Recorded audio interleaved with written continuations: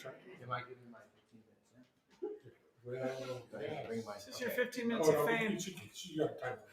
No, I gotta grab my phone. Get this tonight. Yeah, make sure he doesn't leave. My name is Brian, and I am an alcoholic. Hey, Brian. So I have shared a lot in my home group, but I haven't shared like everything in chronological order. My goal here, I took this really seriously. Like I wrote this whole story out, and then last night I was like, you know what? I'm just gonna do some bullet points and wing some of it. Not wing it, but talk from the heart, I guess, because different situations call for different communication, I guess. So with that said, so for me, I want to start back. Like for me, my journey to where I am right now, I thought was atypical. Right, I was unique. I grew up in a family, both parents got whatever I needed and most of everything that I wanted. I had money set aside for college. I had an older brother. We did pretty much everything together. But I always had this uneasy feeling about life in general. Like no matter what I had, I always wanted something else. I never really knew what it was, and I had this feeling from the first memories of my life. Right, no matter what it was, I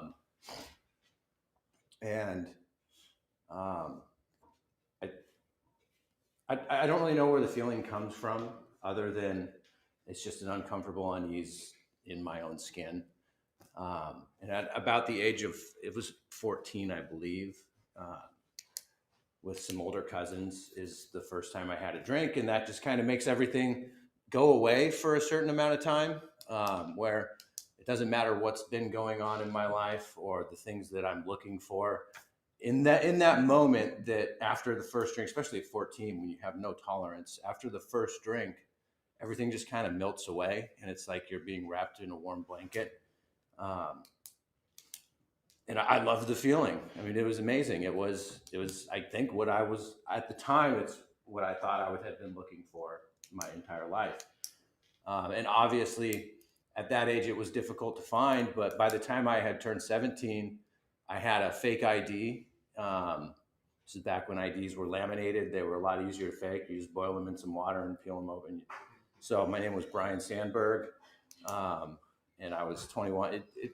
I thought I was the coolest kid in the world, but at that point, so at age 17, I was drinking every day, drinking and driving. I also got my first DUI that year. So it was about $10,000 from my college fund to go to pay for a DUI attorney. I was court ordered to go to AA. No jail time. I was court ordered to go to AA as well as drug and alcohol treatment. I did not take that seriously. I pretty much just figured I had some bad, dumb luck. Like everyone else, at least the people I hung out with, everyone else was doing the same things I was doing. I was just the one that got caught. So, I'm just like everyone else. I'm just the unlucky one. So I didn't take any of it seriously. And then about 2 years later, I got another DUI. And this one was even worse. I was driving my brother's truck. My brother was a Marine. He was in Iraq at the time. It was after 9/11. And I crashed his truck, got it impounded, caused like a 5-car pileup on 405. And as soon as I caused the accident, I get out of the truck and I go up to the person in front of me, and they're in shock. And I'm making sure everyone's okay, thinking I'm doing the right thing. And then I go back to my truck, and as soon as the state patrol gets there, you see everyone like pointing at me. I'm pretty sure they could smell it on my breath. So I got arrested, but as I was sitting in my truck, I'm thinking like I should probably just run, because I'm pretty sure they're gonna know that I was drunk. And I kind of chalked that one up to I just wasn't paying attention. I was listening to the music too loud, and next time I'll pay more attention. It's again just bad luck. But in that one, I again used some money from that my parents had set aside for me. So I had no money to go to college. I was attending community college, living at home. I had to serve a 90-day jail term or jail sentence. Um, and I got to keep my job because I got to do work release. Like, no matter what the bad things were that happened to me, it seemed to kind of just work out. So I just assumed, like, no matter what I did, shit would just work out. So I never really cared that much about what I did, which is kind of tragic when you think about it now. But yeah, so I was probably 21-ish at that time. Served my time in jail. Got a breathalyzer in my car. Had that for 2 years. Still drank, even with the breathalyzer in my car. Took a trip to Oregon to celebrate a friend's birthday. And on the way back, I went down there with another friend to go visit someone that we used to go to high school with. And on the way back, she had to follow me home and pull over with me on the freeway every 30 minutes when the thing went off and run up and blow into it for me because I couldn't do it. And everybody around me was like, Brian, man, you need to slow the F down. And I was just like, well, I'm just having fun. I'm a kid. As soon as I get a good job, get married, have kids, all this shit will stop. I'm just having fun right now. So just leave me alone. And that got to be kind of a hassle for me. I just didn't want to deal with having to listen to that all the time. And I actually did get a somewhat decent job. I was attending community college because that's all I could afford and paying for it myself, working at Jiffy Lube. And they promoted me to store manager. And about that time, I was like, well, I'm just going to drop out of school and pursue this career full time because it was decent money. And then about 4 years later, I was promoted again, and they put me out on the peninsula over all the stores over there, which worked out perfectly for me because now I was away from family and friends. I had at least what I thought was I could justify my actions because I had, I made something of myself, I suppose. And I could use the excuse of being far away from family and friends to just never seeing them. So I basically, for the next 5 years, I would go to work, grab a 6-pack on the way home. And sometimes I'd drive from Sequim to Port Orchard and I could down a whole 6-pack on the way. Sometimes I'd stop and get more, driving drunk every single day. I never got caught again though. For 20 years, I never got caught drinking, drugging, sleeping with hookers, all sorts of just nonsense that happened on a daily basis.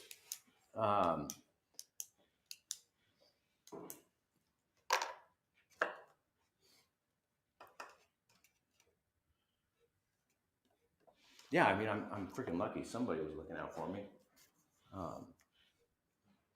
And eventually I met my wife. And so all these things have happened, right? I have a good job. I meet my wife. We have some kids. And I'm still using drugs, smoking meth, snorting Oxycontin. I overdosed twice on Oxy. And my wife had no clue that I was a drug user. She knew I drank too much. You're not gonna hide that. And my philosophy was, well, it's legal, so it's just a stress relief. But she came home. This was probably 5 or 6 years ago. She came home, and I was on the last thing I remember. I was smoking a cigarette on the porch, and I had snorted what I thought was a 30 of Oxy, and it was probably fentanyl. The next thing I remember, I woke up on the couch in our house with 7 firefighters standing over me with oxygen and wanting to take me to the emergency room. And my wife standing there like, what the fuck? And I didn't go to the emergency room in the ambulance because money costs a lot. So my wife took me, they did all these tests and I was fine. I just assumed, well, I got off scot-free. So we'll just, I quit for a little bit. And my wife was very concerned. She basically had, she dictated to me that, hey, you're going to go get treatment. And I said, well, I don't need treatment. You see, the problem isn't alcohol. the problem is all these past traumas I'm dealing with, and I use the alcohol to cover that up. So what I'm going to do is I'm going to go see a therapist, and we're going to deal with that, and that'll fix the alcoholism. So I did. I went to a therapist. I got this thing called transcranial magnetic stimulation. It's like shock therapy light. It doesn't really, you don't need to like have a mouthpiece in or anything. I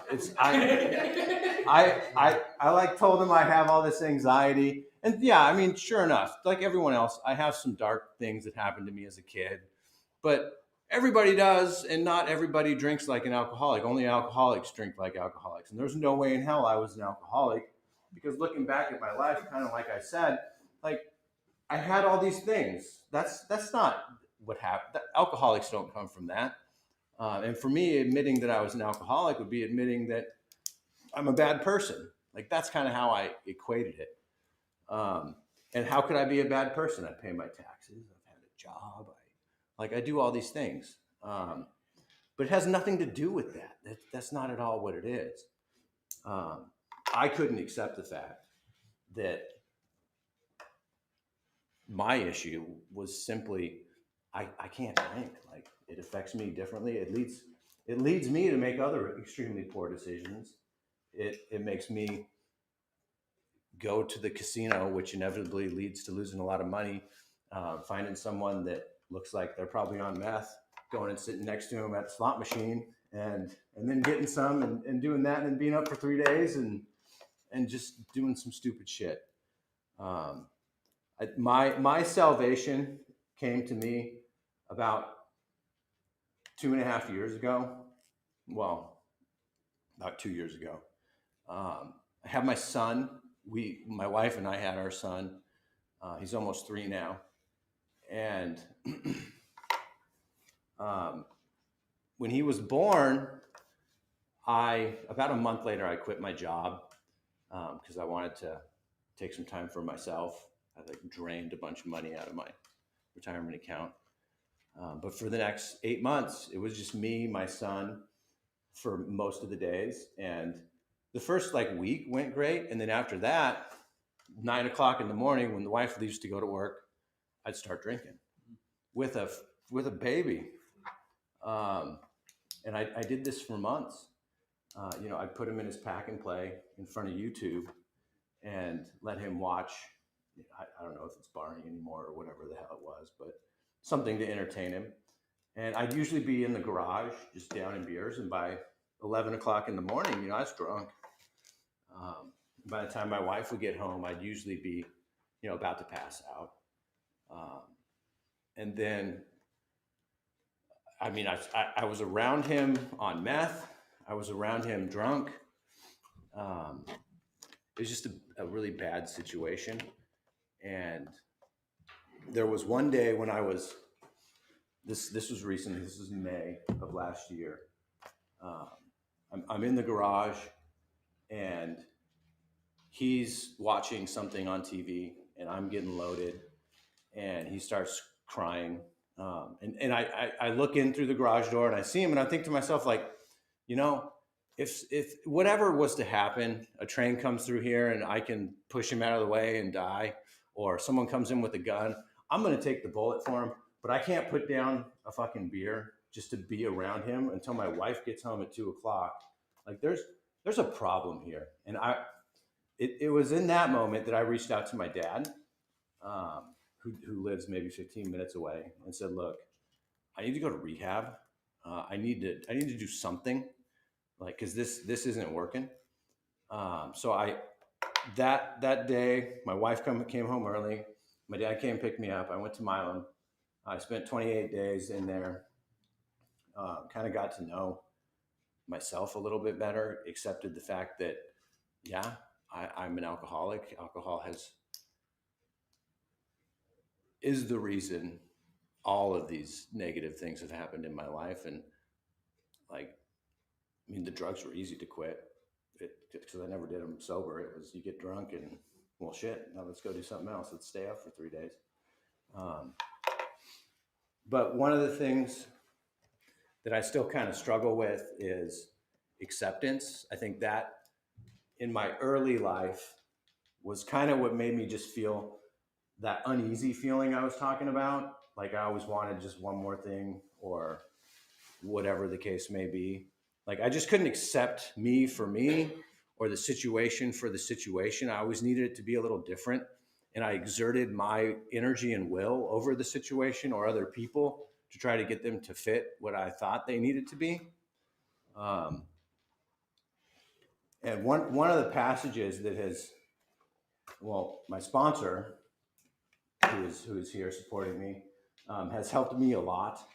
I think we share a similar story, and his guidance has been great for me. But one of the passages that helped me a lot that I just want to read to you guys, that I take to heart because I think that's what kind of led me to just have an uneasy feeling all the time. It's on page 417, and it says, "An acceptance is the answer to all my problems today. When I am disturbed, it is because I find some person, place, or situation, some fact of my life unacceptable to me, and I can find no serenity until I accept that person, place, thing, or situation as being exactly the way it is supposed to be at this moment. Nothing, absolutely nothing happens in God's world by mistake. Until I could accept my alcoholism, I could not stay sober. Unless I accept my life completely on life's terms, I cannot be happy." And that's kind of where I'm at now. It's like I accept that I'm an alcoholic, and the cure for that is AA. The treatment cleared my head enough so that I could realize I need to be in AA.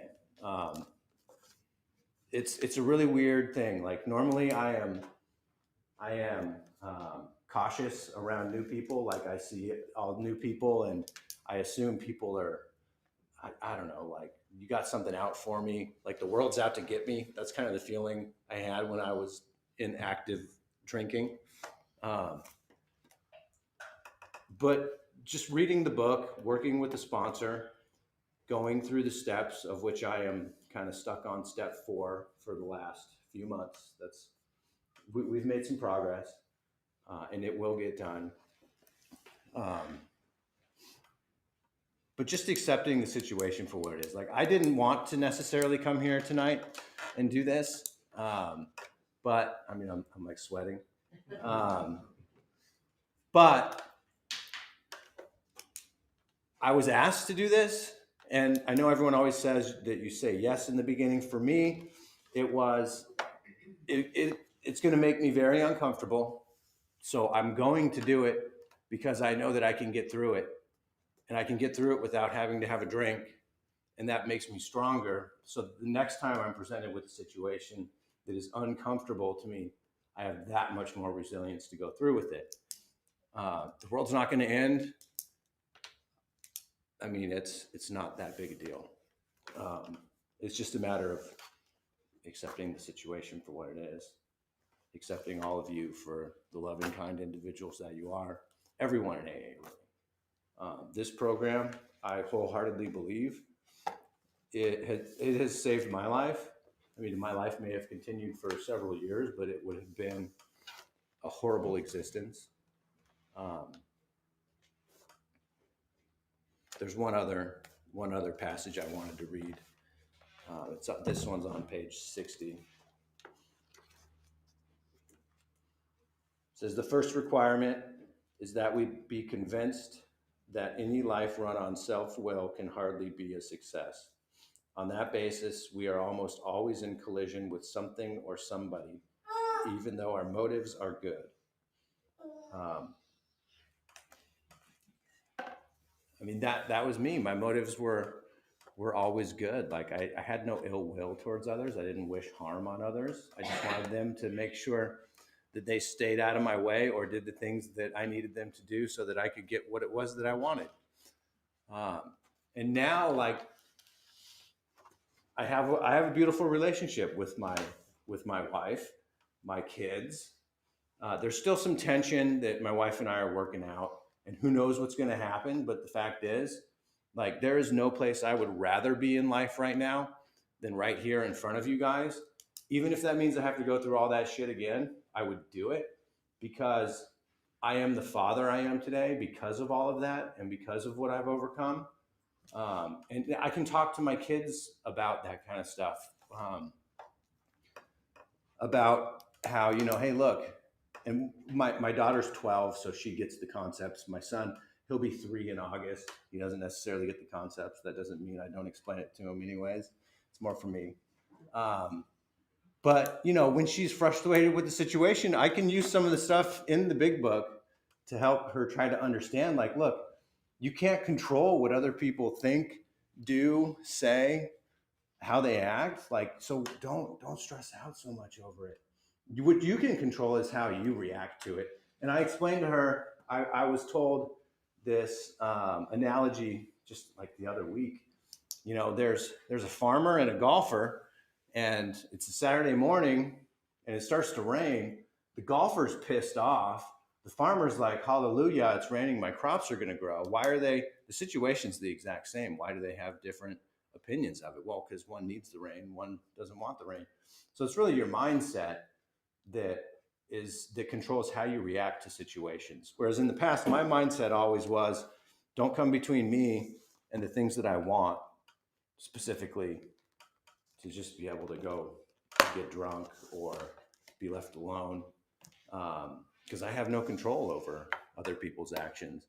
The only thing I can control is how I react to it. And that, it's hard. It's really hard sometimes, standing in line at a grocery store and someone's fumbling or asking too many questions, or, you know, it's just, but all you can do or all I can do is take a breath, think about pages 84 through 88, and just remember, like, these are God's creatures too.